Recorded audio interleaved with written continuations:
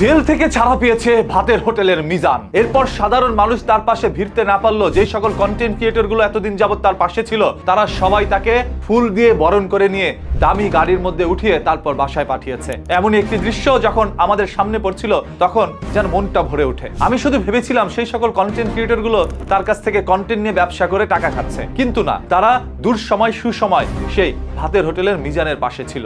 হয়তোবা মিজানকে দিয়ে বাংলাদেশের অসংখ্য কন্টেন্ট ক্রিয়েটররা অর্থ উপার্জন করেছে, সামাজিক যোগাযোগ মাধ্যমে ফ্যান ফলোয়ার পেয়েছে। তার পেছনে যে সূত্রে রয়েছিল এই ভাইরাল মিজান, সেটাও আজ তারা প্রমাণ করেছে। জেল থেকে এমন ভাবে বেরিয়ে আসছিল যেন দেখে মনে হচ্ছে এটি কোনো সিনেমার দৃশ্য।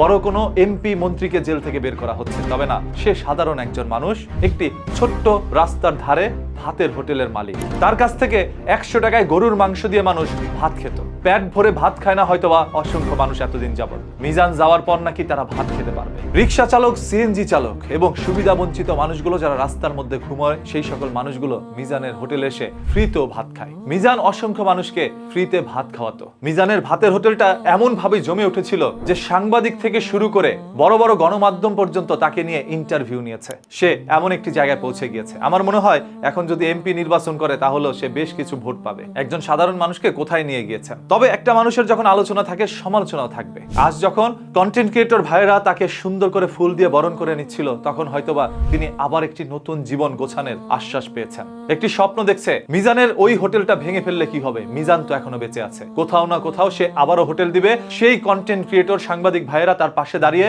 আবারও সেই হোটেলকে পরিচিত করে দিবে। মানুষজন সেখানে ফ্রিতে খেতে পারবে, 100 টাকায় পেট ভরে মাংস দিয়ে ভাত খেতে পারবে। মিজানের পাশে সাধারণ জনগণ আছে। তাই যারা হিংসে করে মিজানের বিরুদ্ধে লেগেছিলেন, তারা তার কিচ্ছু করতে পারবেন না। আমি কোনোদিন মিজানের ভাতের হোটেলেও যাইনি এবং তাকে নিয়ে ওই রকম কোনো ভিডিও বানাইনি। হয়তোবা জীবনে 2-1টা ভিডিও তাকে নিয়ে করা হয়েছিল। তবে আজকের দৃশ্যটি দেখার পর ভালো লেগেছে, তাই ভিডিওটি করলাম। একটা লোক জেল থেকে ছাড়া পেয়েছে, নতুন করে আবারও সেই অসহায় সুবিধা বঞ্চিত মানুষের জন্য কাজ করতে চাই। এটি আপনাদের কাছে কি মনে হচ্ছে আপনি একটু কমেন্ট করে জানান, আর ভিডিওটি শেয়ার করে দেন। কারণ উনি কোনো এমপি মন্ত্রী বা বড় কোনো নেতা নন, সাধারণ মানুষ। তবে জেল থেকে ছাড়া পাওয়ার পর মনে হচ্ছে উনি কোনো এমপি মন্ত্রী বা বড় কোনো নেতা। এছাড়াও মিজানের ভাতের হোটেলে গিয়ে যে সকল কন্টেন্ট ক্রিয়েটররা বিপুল পরিমাণ অর্থ উপার্জন করেছেন, 0 ফলোয়ার থেকে মিলিয়ন মিলিয়ন ফলোয়ার অর্জন করেছেন, তারা একটু তার পাশে দাঁড়ায়। আজ যদি তিনি টাকার অভাবে হোটেল দিতে না পারে, তাহলে আপনারা টাকা পয়সা দিয়ে তাকে একটি হোটেল বানিয়ে দেন। আপনারাও কন্টেন্ট পেলেন, মিজানও মানুষের জন্য ভাত রান্না করে খাওয়াতে পারলো, তার নিজের সংসারটাও চললো। কারণ যেখানে তার হোটেলটা ছিল, ওই হোটেলটি ইতিমধ্যে ভেঙে ফেলা হয়েছে।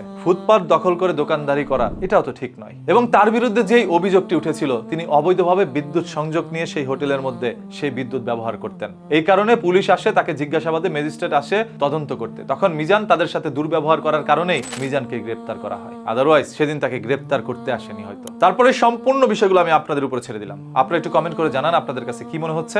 মিজান যে ছাড়া পেয়েছে, এটা আপনারা কি খুশি, আনন্দিত, নাকি দুঃখ প্রকাশ করছেন? প্রতিদিনের ঘটে যাওয়া এই সকল ঘটনা, দুর্ঘটনা লুকোনো সত্য জানতে পেজটাকে এখনই ফলো করে রাখেন।